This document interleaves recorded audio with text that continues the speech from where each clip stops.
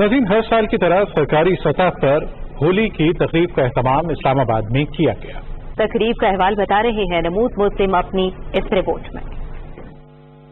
ہولی رنگوں اور خوشی کا تہوار ہے جسے ہندو مت کے ماننے والے بہت اہتمام سے مناتے ہیں۔ وزارت مذہبی امور اور بین المذاہب ہم آہنگی کی جانب سے ہر سال کی طرح ہولی کی رنگا رنگ تقریب کا اہتمام Pakistan national council of arts میں کیا گیا، جس میں ملک بھر سے مسلم، ہندو، مسیحی اور دوسرے مذاہب سے تعلق رکھنے والے پاکستانیوں نے شرکت کی۔ ہولی کی تقریب میں پنڈت چنا لال نے پرارتھنا کروائی اور رانا گروپ نے آرتی اور ہولی کے گیت پیش کیے۔